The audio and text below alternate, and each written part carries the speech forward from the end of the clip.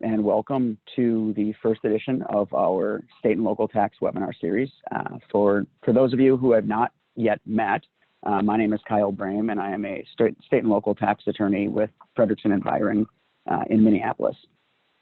By way of introduction, we at Frederickson have worked extremely hard alongside the Society of Minnesota CPAs to put together an opportunity for participants to earn CPE and CLE credits during these challenging and historic times. At this point, this is a 4-part webinar series, although we are exploring, based on our level of participation, whether we will continue this series after the initial 4 webinars take place. Who knows? We might actually be able to sit down in a room with all of you at some point. Before we commence the session, I'd like to just quickly dispose of a few technical issues that are of importance. First, as many of you have likely discovered, this webinar is taking place using Zoom video conferencing technology. What this means is that I, as your deity for the next 60 minutes, control who can talk. While our presenter's audio is turned on for obvious reasons, all of our attendees' audio is muted for what I hope are equally obvious reasons. However, although your audio is muted, Zoom does have commentary capabilities. For those who are unfamiliar, there is a chat button at the bottom of your screen. I'm encouraging any attendees with questions either now or throughout the session to click the chat button and submit those questions. The questions will be shared only with me and with our panelists as the host of the event and our panelists at this time. While we have a completely packed agenda, I will try to fit some questions in between our state presentations if possible and at the end of the session as time allows. If we're unable to address any questions, I will be providing them to our tax administrators following this session, and to the extent that we are able to, I'll distribute any answers that they're willing to provide. Obviously, we're operating in extremely flexible times at this point, so please understand that complete certainty in responding to several questions is extremely difficult to achieve. I should also point out that the slides from today's presentation are available for download from the Frederickson registration page, but if you should have any issues, please feel free to reach out to me directly. My contact info is published throughout the registration materials you've received, and I do like to think I'm fairly accessible. This session is eligible for CPE credit, and CLE accreditation is pending in both Minnesota and in Iowa. In order to earn CPE credit, you must respond to the polling questions taking place throughout this session. The reconciliation of those responses and submission for individual CPE credits will be completed around April 20th. With that, we have reached the time for our first polling question, which to the extent I am capable, we'll be launching for you to see now. As I launch this, I'll wait approximately 15 seconds for responses, and then we'll close the poll and provide the results.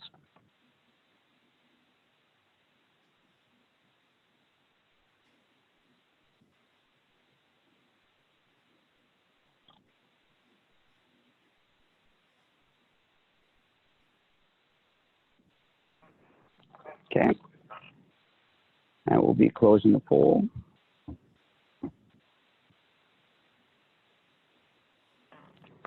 You should all see the results. So it looks as if the CARES Act is, not surprisingly, a topic of concern at this point. I would like to, at this time, thank the Society of Minnesota CPAs for their partnership in offering this session, without which our ability to distribute this content would be significantly reduced, and our ability to offer CPE credits would be, at a minimum, much more difficult to achieve. I would also like to thank all of our attendees for taking the time out of your day to join us, and thank you in advance for your participation and questions throughout today's session. Finally, a huge debt of gratitude to the people that you actually came here to listen to, not me, our state tax administrators.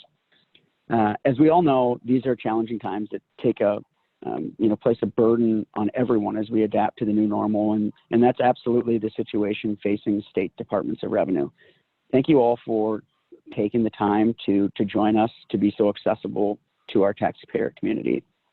Joining us today from the state of Iowa, we have Ben Clow, who is a policy director of corporation income tax, Kurt Koenig, who is a Policy Director of Individual Income Tax, and Michael Mertens, who is a Policy Director of Pass-Through Entities.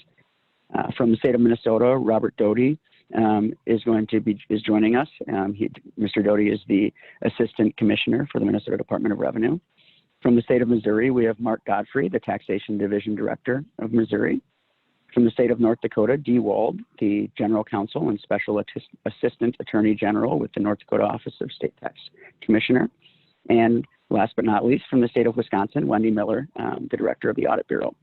Each state will have approximately 10 minutes to discuss some of the challenges facing their administrative agency, how they are responding to those challenges, and to answer any of the common questions that they're receiving from taxpayers.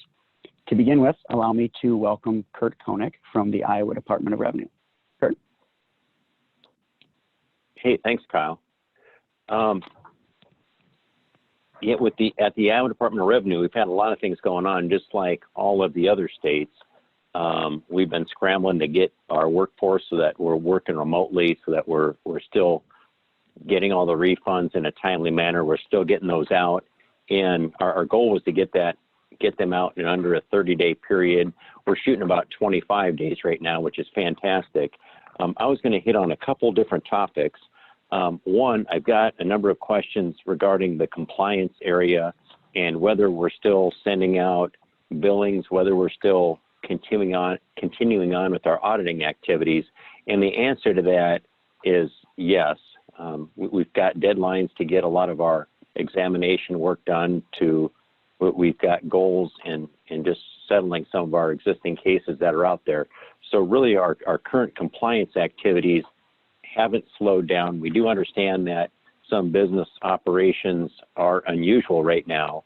And if somebody's not prepared or doesn't have the ability to produce maybe some information that we need right now, we're certainly willing to work with them. But otherwise, we're just continuing on that phase as business as usual. Probably the only exception that I have right now relates to some of our smaller businesses that are directly impacted by COVID-19. And that kind of flows into the second topic that I wanted to talk about today. If you go to the Iowa Department of Revenue webpage, right on the very front, there's a button there for COVID-19. You can click on it, and it has all of our frequently asked questions. It has, I believe, copies of our orders and stuff that you can look at. But what I want to talk about right now is some of the small business relief that we've offered. And we partnered with the Iowa Economic Development Authority and the Governor's Office to provide some relief to some of the smaller businesses that were impacted by COVID-19. On that page, there's a link that you can click on to apply for a 60-day deferral. And this is for businesses that were impacted between March 20th of 2020 and April 20th of 2020. And if they've got a withholding tax liability or a sales tax liability that they're required to send in, and maybe they're in financial distress right now, they can apply for a 60-day deferral. The application process is pretty simple. The last time I looked, it seemed like we had 6,617 applications, and that would be applications for sales, withholding, or both. And it looks like we've approved about 7,300 of those applications right now. And the other ones, we're still in the process of going through approving those. I'm hoping that almost all of them can be approved. On the other ones, there might just be some information that's lacking, like permit numbers and stuff like that, just to allow us to confirm that they're actual taxpayers and just to make sure we have accurate information to allow that deferral. And with that, I do want to point out that if you do have some Iowa clients and they did apply for these deferrals, that we might be calling them to get that additional information because we want to get that money out to them as soon as possible.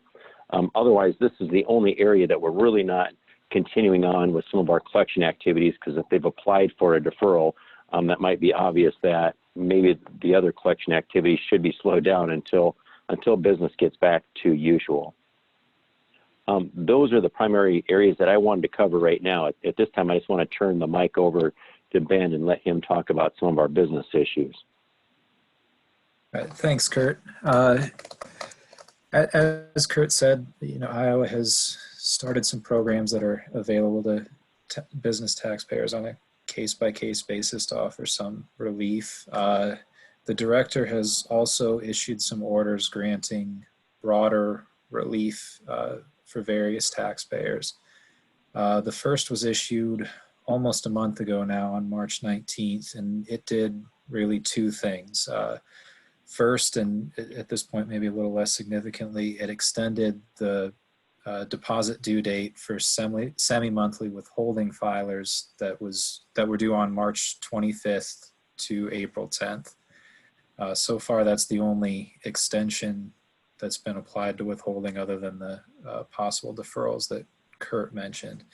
The other thing that the order did was extend all income tax, individual income, corporate income, and franchise tax filings due during the period between March 19th, when the order was issued, and July 31st, to give them a July 31st deadline. So that includes, like I said, individual income tax, corporate income tax, fiduciary income tax, so the IA 1041, the Iowa franchise tax return, the report that's due for monies and credits taxpayers for Iowa, as well as partnership and S-corp filings that are due during that period. This more or less is intended to correspond with the federal relief that's been granted, although there are some differences. First, most of you have clients in Iowa probably know that the Iowa deadline's actually for calendar year filers April 30th rather than the 15th, so about 2 weeks after the federal deadline. And our extension corresponds with that as well. So new federal deadline is July 15th. Ours is now July 31st. The other thing that's I think is still different between Iowa and federal is this extension includes all fiscal returns that fall within the period. So for example, if you had a fiscal year filer with a June 30th filing deadline, say corporate income tax return filing deadline, that deadline's also extended to July 31st under the order. This extension included the filing deadline and payments that were due with the return. It did not include estimated tax payments that would normally be due for a calendar year filer on April 30th and June 30th. We do have an additional order that Mike will talk about in a minute, I think, that provides some relief for those payments, but this original order's extension is just for the returns due and any payment that might still be due on that return during that time. And with that, I think I can turn it over to Mike to talk a little bit about our estimated payment order. Thanks, Ben. Yeah, as Ben mentioned, the state of Iowa has not extended the due date for estimated tax payments in 2020 or 2019.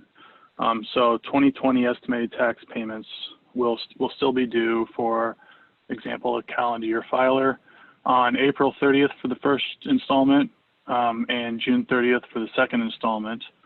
There are a number of safe harbor penalty reliefs provisions available under Iowa law to avoid underpayment penalties for making estimated payments.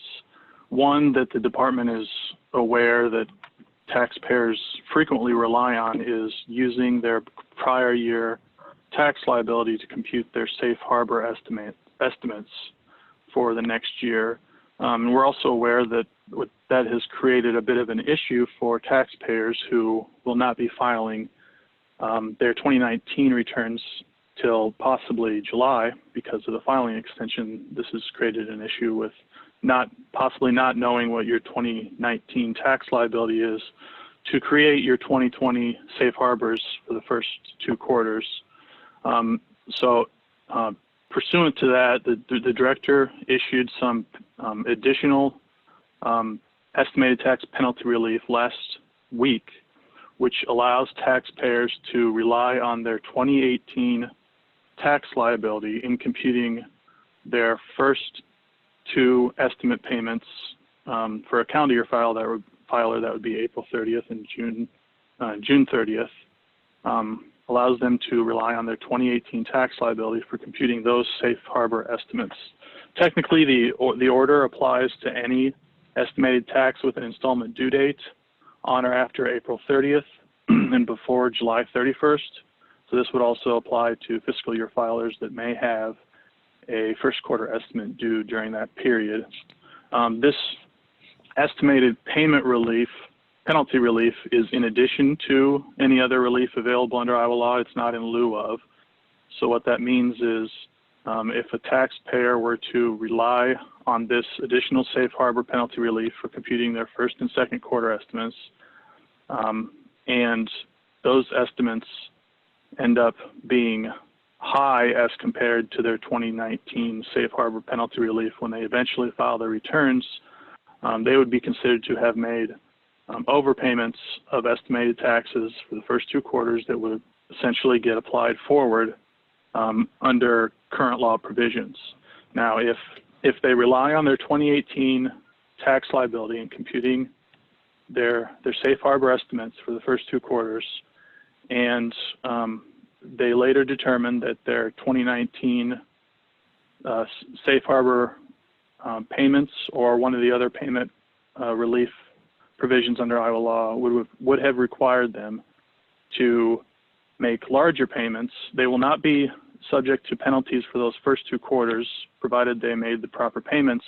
But the difference between those 2 amounts for the first 2 quarters and what they should have paid without this additional relief will be added to and made part of their next payment due, which would, for most taxpayers, be their 3rd quarter payment due in September. I noticed that a big concern of participants is CARES Act conformity. I'll just briefly touch on that before we move on. The state of Iowa had significant tax reform in 2018 where we transitioned from a static conformity date to a rolling conformity date. This rolling conformity date starts for tax year 2020. So in general, Iowa is conformed to most of the CARES Act provisions by way of them being applicable to 2020 or beyond. There are a number of the CARES Act provisions that are retroactive to 2019 and 2018. And there's also a number of provisions from the last December's extender bill that are retroactive to 2019 and 2018. Iowa is not currently conformed to those provisions to the extent they are retroactive to prior years. So the department does have guidance on their website describing nonconformity for the previous extenders bill, and we are currently working on some guidance that will be posted in the near future that describes nonconformity to the CARES Act for those prior tax years. And that is all we have. All right, thank you, gentlemen. So as we move on from Iowa, we'll go to our second polling question here. So our second polling question asks what type of organizations we have involved in the call today. So we will give you all a moment to respond and then close the poll.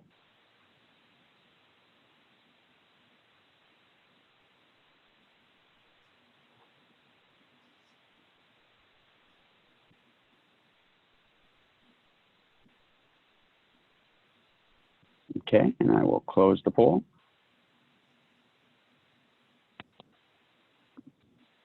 And share our results. So it looks like we have a nice mix of different types of entities involved in the call today, which is always nice to see. Now, with that, next allow me to welcome Robert Doty from the Minnesota Department of Revenue. Robert? Thank you. Thank you, Kyle. I appreciate it. Hello, everyone. Thank you for allowing me to join this meeting today. As Kyle mentioned, my name is Robert Doty, and I am an Assistant Commissioner with the Minnesota Department of Revenue. In my role, I have responsibility for tax policy and public engagement. And I just want to say, kind of piggyback a little bit off of what I heard from my Iowa colleagues. weeks.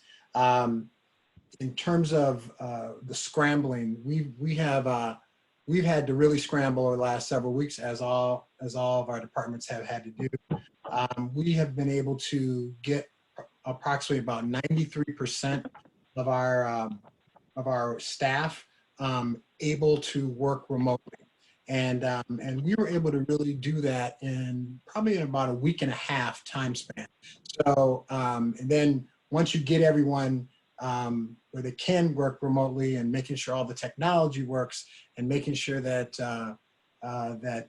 you know, how communication is going to be handled, and on and on and on, all the issues and challenges that we've all faced. So I just want to acknowledge that as we start, and say, you know, again, each day is seems to be a new challenge. So I want to do a couple things here. So first of all, I just want to acknowledge the fact that we cannot do our work without you, our tax professional partners. And we believe that your partnership during this historically difficult time is truly invaluable.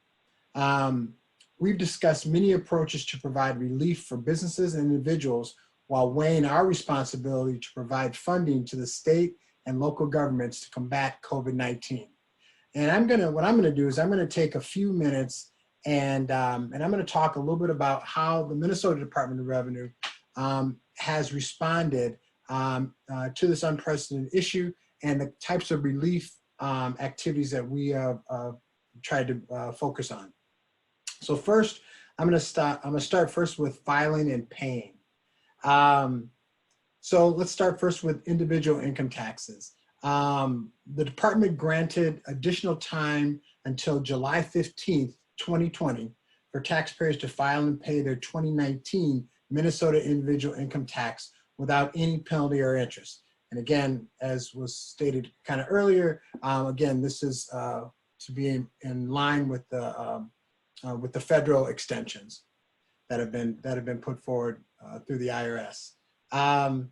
Secondly, with regard to business taxes, we've granted additional time to pay February and March periods for businesses that have been identified in our governor's executive order 2004. So what that means is that February monthly filers that had payments that were originally due March 20th now have until May 20th to make payments. And then March monthly and quarterly filers that had payments that originally were due April 20th now also have until May 20th as well. I think, as I heard my colleagues in Iowa, we've done no extensions with regard to withholding taxes at all. With regard to estimated payments, we have not made any extensions relative to estimated payments, but we are recognizing that this is a concern and issue for our taxpayers. So recognizing that some individuals and businesses may not have completed their 2019 returns yet, we have added another option to calculate estimated payments for 2020. To avoid penalty, interest, or additional tax charges, we've asked taxpayers to calculate their 2020 estimated tax payments using one of the following options. The first one is using 90% of their estimated liability for 2020. Secondly, 100% of actual liability in 2019. Or finally, 75% of actual liability in 2018. And again, I think the important point here is that we're asking taxpayers that if you have filed your 2019 return, we are encouraging you to use your actual liability for 2019.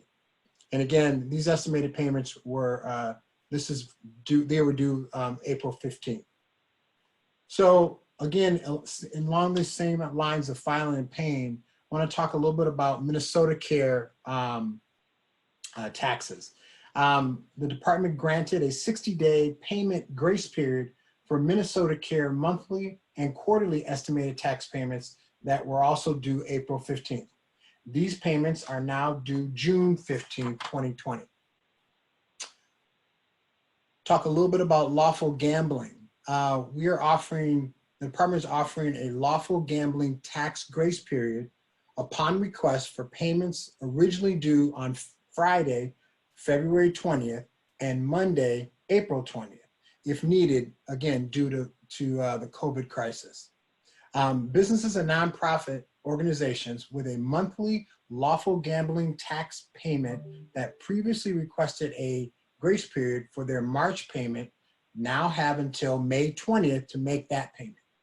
And organizations that would like to request a grace period for their April payment, they must do so by April 27th, 2020.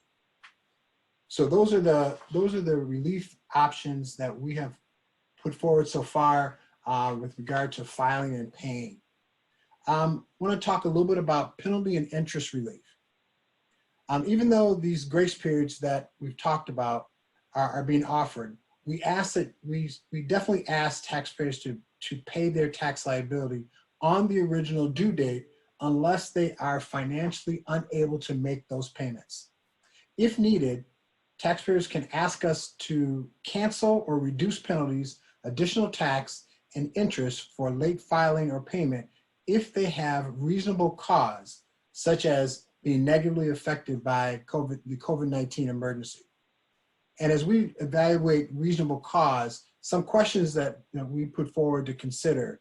One is for taxpayers. One is, do you or a member of your immediate family have become seriously ill and you were unable to take care of your family for a time? Along those lines, do you have a significant loss of income and become unable to pay your debts as they become due? Did you lose your job and paying the tax was an undue hardship? Did your business have to close and paying the tax was an undue hardship?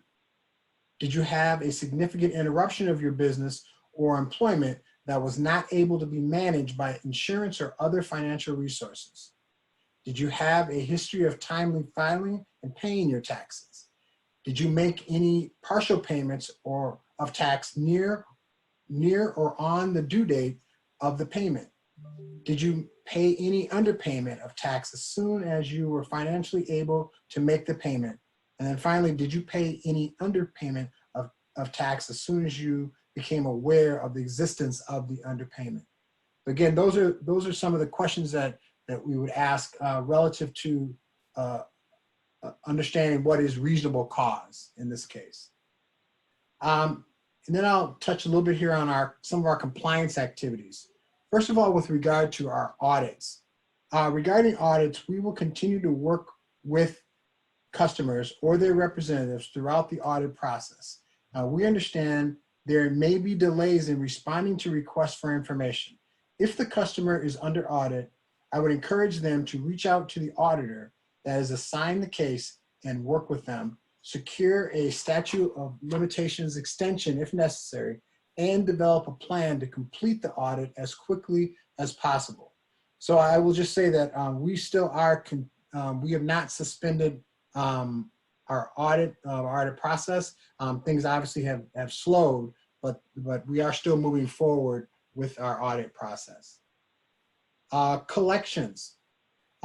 Recognizing the financial impact of COVID-19, we have temporarily stopped issuing levies to bank accounts, wages, or other income, professional license revocations, sales tax permit revocations, and seizures of property.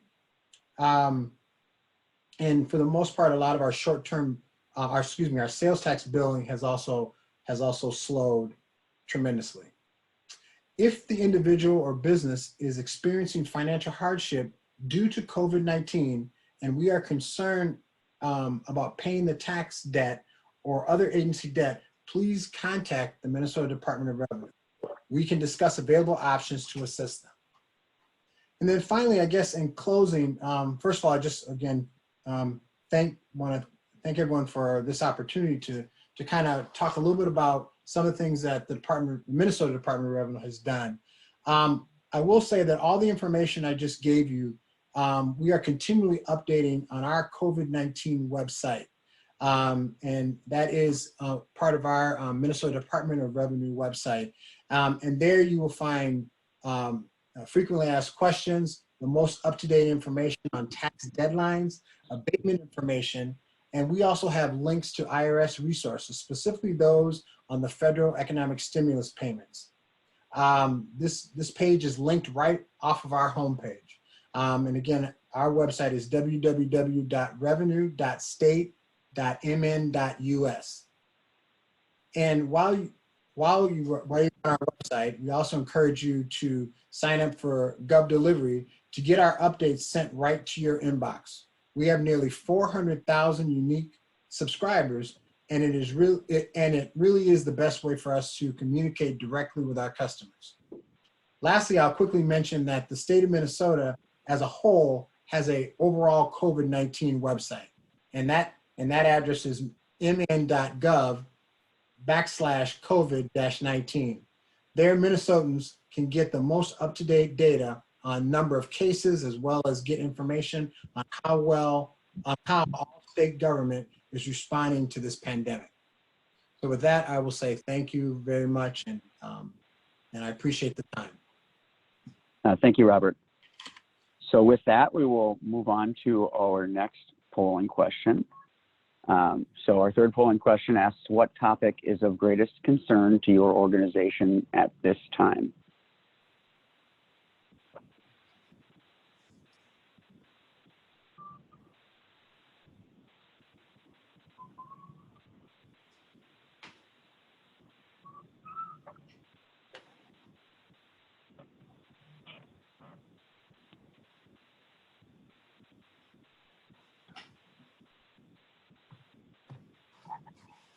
Okay, thank you all. I'm going to shut down the polling.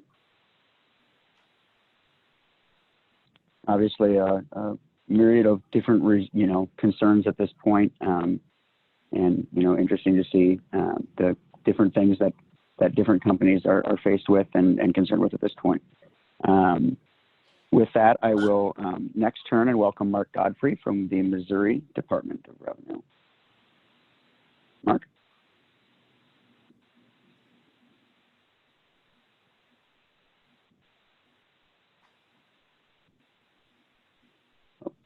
Is Mark potentially on mute here?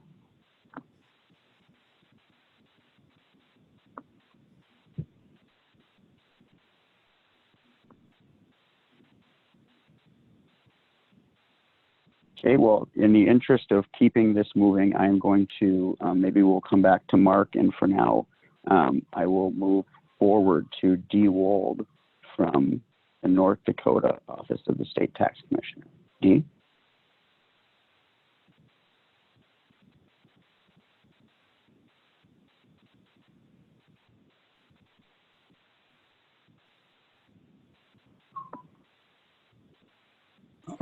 I'm sorry.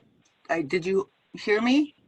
I'll start over again. Now we can. Okay, I want to thank you, Carl. I want to thank everybody for having me on this panel. I appreciate it. It's a good way to get the news out to those of our customers who are wondering what is going on in a small state such as North Dakota. First, I'm going to kind of do this, be nice to us, because we have 17 people in the office processing returns. But a lot of the remote work can be done, phones can be answered, due to technology that we've set up. So extensions, starting with the income taxes.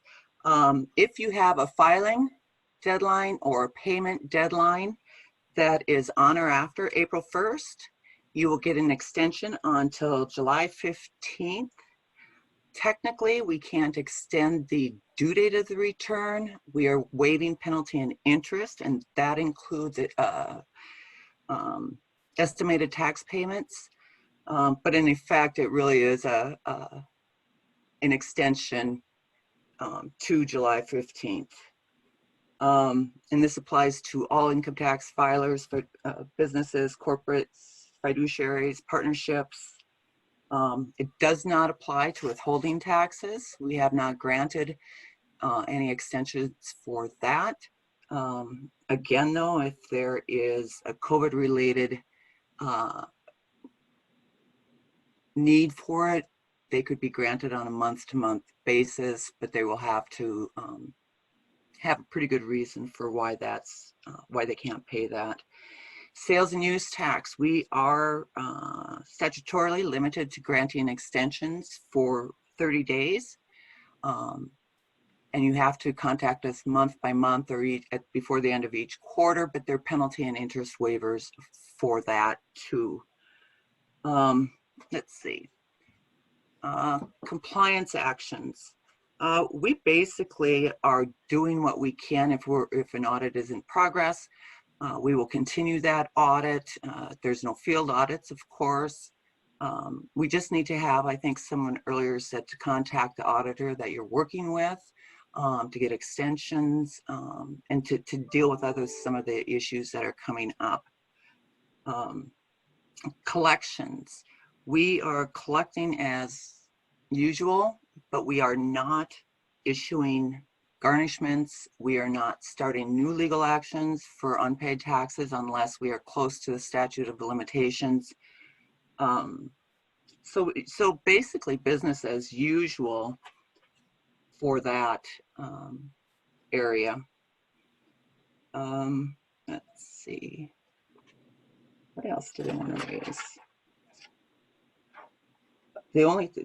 Something kind of funny, we administer the alcohol laws, and we are getting a lot of applications for direct shippers to ship alcohol into North Dakota. I don't know why that is. So we aren't doing revocations. We're basically just putting a lot of things on hold right now. Non-filer assessments on hold unless the taxpayer has been one of those continuously a non-filer.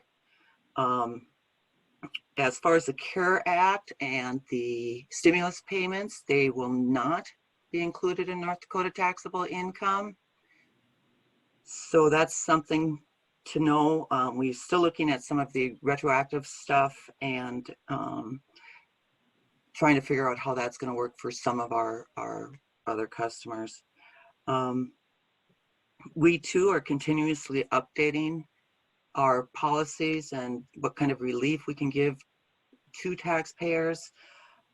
We are concerned about responding to protest responses and some of those other legal documents that need to be filed if you've been assessed by us. So we're looking at maybe some type of relief for that or trying to possibly extend those dates. Our court system and our administrative appeals are moving along as normal. It's kind of difficult because the Office of Administrative Hearing have not closed down, but they don't have the technology to do so either.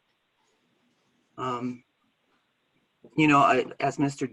Doty said, there is, you know, a difficulty trying to balance revenue collections with providing relief in this very strange new normal that we have. I would just suggest to all of you that if you are having any kind of issue, COVID related, and need assistance, to contact the tax department. Our website is www.nd.gov. Someone will answer the calls. Just trying to do what we can to help all those out there. So that is short and sweet. And if for those of you who are wondering about the Nexxus and the payroll factor,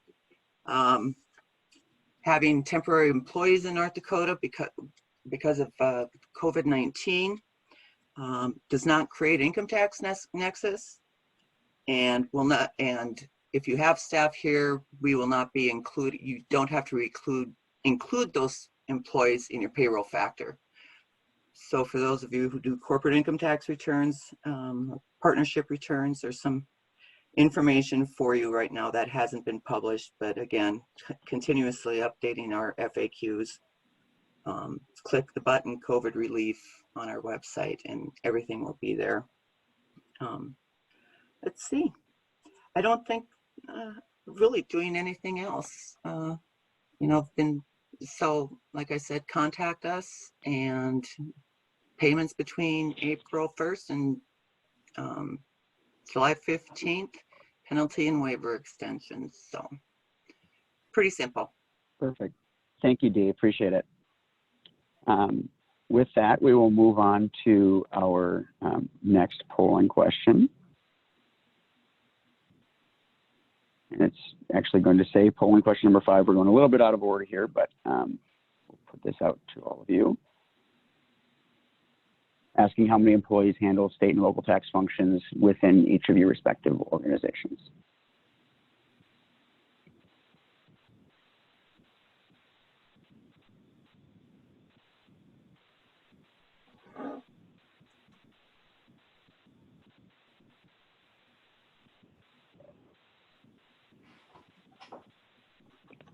Okay, and with that, I will close down the poll, share the results. And again, seeing that we have a nice mix in sizes of different tax departments here. Obviously, this is an issue that is impacting everybody from large organizations to organizations that have 1 or often 0 dedicated tax people. So we'll stop sharing the results here. And with that, we'll introduce, help me welcome Wendy Miller from the Wisconsin Department of Revenue. Wendy? Hello, thank you, Kyle. Can you hear me? Absolutely. Okay, great. Hi, my name is Wendy Miller. I'm with the Wisconsin Department of Revenue, and I am maybe a little bit closer to the operations than some of the other panelists. I'm the director of the Audit Bureau, so most of what I'll be talking about might be a little bit from the context of someone more on the compliance end. However, I will start by talking a little bit about some of the filing and payment relief provisions. Last week, when the IRS put out notice 2020-23 about payment and filing due dates for federal purposes, Wisconsin conformed to that. So what that means is that for payment dates and due dates from April 1st through July 15th are all considered to be, the due date of all of those dates is considered to be on July 15th. So it's effectively pushing back the due date of filing and payment to July 15th. And for Wisconsin purposes, that applies to Wisconsin individual income taxes, corporation, franchise, and income taxes, and our pass-through withholding returns. And for the affected returns, then interest and penalties won't start accruing until July 16th of 2020. And what that did for us in terms of underpayment interest, we will not be computing any underpayment interest on calendar year 2019 income and franchise tax returns, or on any tax returns on the income side that are due between April 1st of 2020 and July 14th of 2020. So just last weekend, we ran a job in our integrated processing system to wipe out all the underpayment interest that we had previously been assessing on our returns already in the processing stream for calendar 2019, and we will be issuing refunds for that underpayment interest. In addition to, of course, stopping any assessment of underpayment interest on things that are currently being processed as we speak.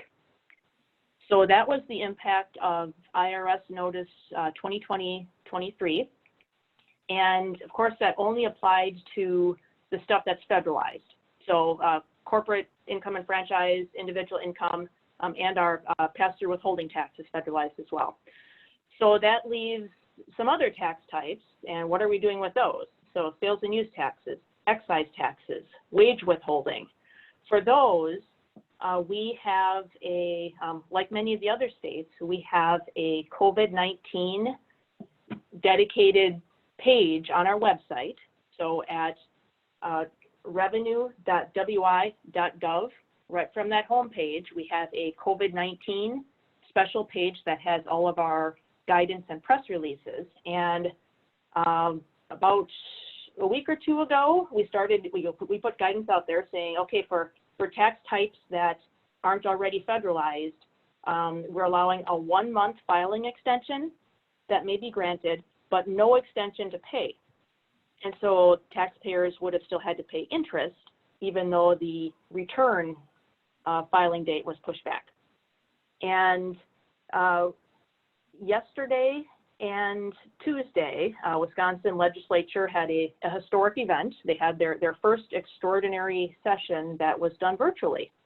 So our legislature, it was very quick. It took 2 days, actually less than 2 days, to push through new legislation, became effective yesterday, that addresses interest and penalty relief for the taxes that aren't already covered by the conformity to the federal guidance.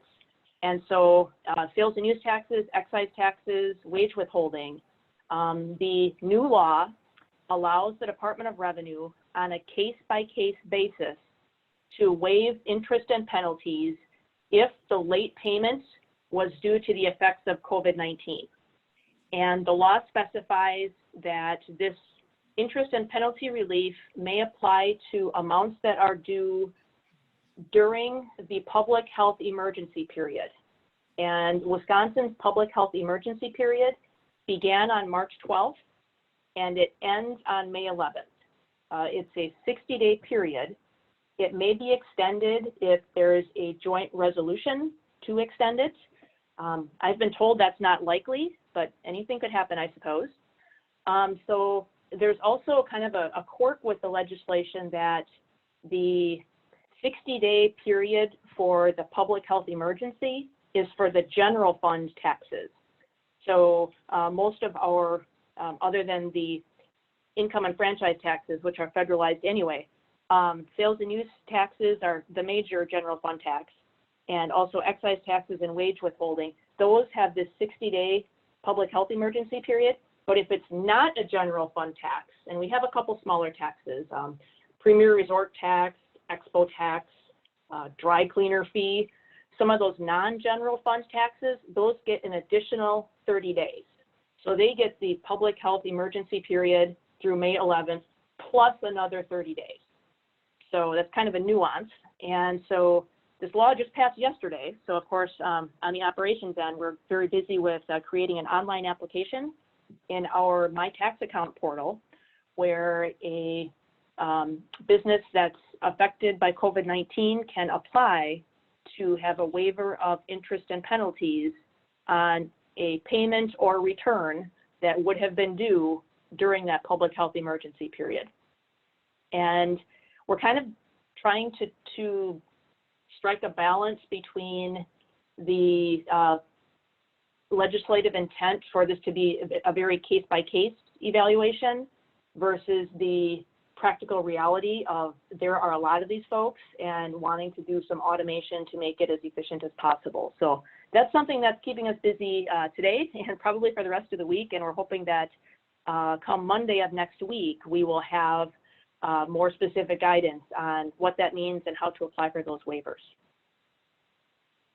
In terms of the compliance-related activities, how this all affects Wisconsin taxpayers, like many other states, we are relaxing our collection activities on most delinquent accounts, unless suspending that collection activity would compromise the state's ability to collect. We're doing some education, especially our audit staff. We're educating our customers on installment payment options to make sure that whenever we are face-to-face with a customer, we make sure that they understand how to apply for a payment plan and what that means to them in terms of interest and installment payment fees, et cetera. So we're doing some customer education on payment plans. We are delaying the start of most new field audits of small businesses. Other than that, we are continuing audits that are currently underway. We do have our Wisconsin administrative, actually our Wisconsin statute does have a definition of a small business. It's a little bit multifaceted, but basically the statutory definition includes factors like it has less than 25 employees or has under 5 million of gross receipts. So there is a statutory definition of small business that we are following in terms of determining whether we should be starting a new field audit at this time. But if an audit is currently underway, we are continuing those audits remotely and certainly allowing postponement and extensions. By statute, of course, we have statutes of limitations which require a signed agreement to extend the statute of limitations. So if you have clients who are under audit and there is a statute of limitations that's going to expire, yes, the auditor will ask and you must sign the waiver in order to successfully extend that statute.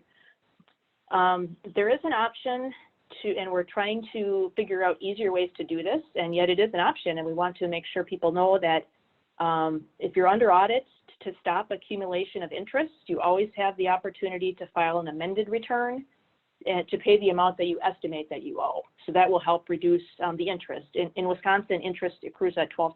So we want to make sure folks know that they can pay early to try to reduce that. And Wisconsin, in terms of how we're dealing with the Nexxus issue, Wisconsin, similar to, I think it was North Dakota, who said that we will not consider an out-of-state business to be doing business in Wisconsin solely because of employees telecommuting due to the public health emergency. So that's a little bit about what we're doing on the compliance front. In terms of continuity of operations overall, I mentioned before that we're quite busy with processing returns. We've already processed over 2 million of the 3 million individual income tax returns that we get every year. So we're pretty much on track with processing. We've continued in our areas of highest need, being Madison and Milwaukee. We have continued in-person customer service by appointment only. And we found that when these people make appointments, if we ask them the right questions while we have them on the phone, we're finding that in many cases, we can resolve what they need without them even having to go to the office. So that's really been positive. And we're learning a lot of lessons from this experience that we can carry on that are really going to make us more efficient when things get back to normal. Like some of the other states, we drastically increased our telecommuting workforce. We had about 5% of our workforce was telecommuting 3 weeks ago. And then as of now, we have over 90% of our folks telecommuting with about 10% in the office handling the remaining paper that we have. And times like this where we're so grateful we have electronic filing. We have tools such as DocuSign, which we are using to allow electronic signatures on just about all legal documents. So all those audit extensions that we're doing are going through DocuSign. So there's no paper that has to change hands for those to be legally enforceable. So that's a little bit about what's going on in Wisconsin, and I'd encourage you to check out revenue.wi.gov, and our COVID-19 page will give more details of the nuts and bolts of the legislation that just passed yesterday. Thanks. Perfect. Thank you so much, Wendy. With that, I will go ahead and open up our final poll in the interest of, and this is prior to moving to Mark Godfrey from Missouri, but I want to launch our final poll in the interest of having a little bit of fun today. I'm asking how long everybody's been stuck in their home, and our options are that you've cut your own hair using only a scissors and a mirror, you grew a handlebar mustache, your parents' Amazon account now tells them way too much about your purchasing habits. As long as they're still shipping from Total Wine, you don't really care. Or finally, that you just have grown to love your family so much.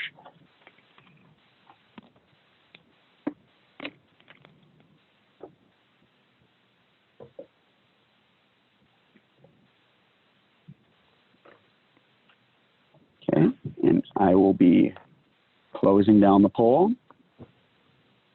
sharing our results. And it looks like we've, got some very unexpected results. With that, I will now move to Mark Godfrey from the Missouri Department of Revenue. Mark? All right, Kyle, can you hear me now?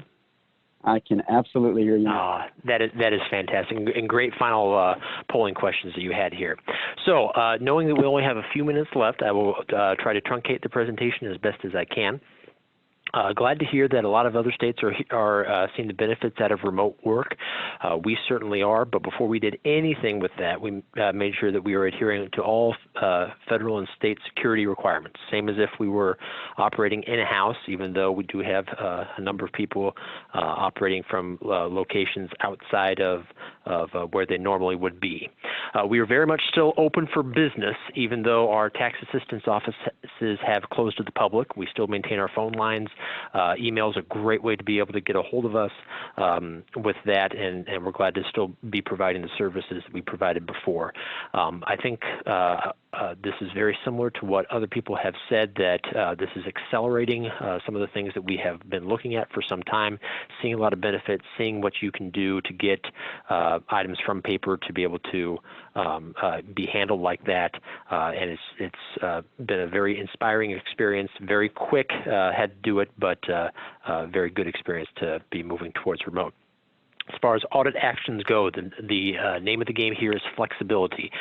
We've reached out to our customers who we've been talking with to see how they wanted to best proceed during this time, working with them to see what would be best for them during this COVID crisis. And with some, you get a variety of responses with that, but we've been able to adhere to that pretty well. And I think that is the right action to be taking with that. With the electronic records and submissions, again, we are so thankful for the opportunity to e-file. We've seen an increase in the number of returns come in that have been through e-file, which we really like. We're able to get those into the system, worked, sent back out. Even the paper ones, we're still able to do that with the crew that we have here, and been able to respond to those as well. But in case there's any question out there, we prefer to have electronic submissions, whether those are emails or electronic filing, things like that. That's a great way to be combating this difficult time. We've also been glad to announce the launch of our chatbot named Dora, which is for Department of Revenue Answers. Dora, that's on our webpage, and that's been on our homepage. That's been very, very helpful during this time to be able to answer a lot of the questions that have come up, that people can get those responded to and be able to get those answers there. Some of the big questions that we are getting are about extensions, and we've been very lucky to have been able to mirror the IRS extensions that have come out so far.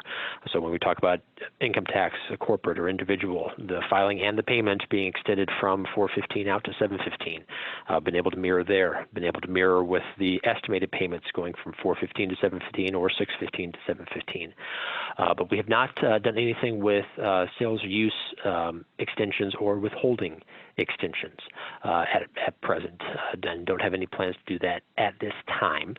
We do want to be able to deal with particular instances on a case-by-case basis, and we'd be happy to answer some questions if practitioners do have those about specific cases. Again, when we talk about the best way to reach us electronically is best. We are still taking phone calls, and our phone center those too.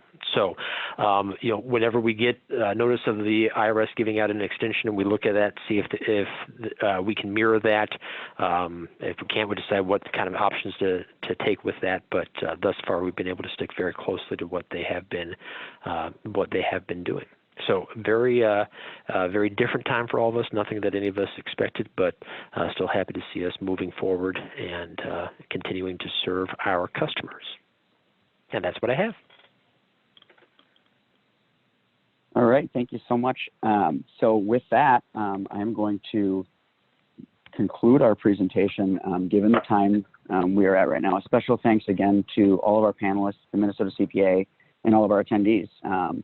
A special note that next week at the same time, we'll be having another webinar session focused on property tax and presented by Frederickson's Lynn Lene and Howard Roston. That's all I have for today. So hope everybody has a fantastic remainder of the day, remainder of the week, and we'll talk to you all soon. Thank you.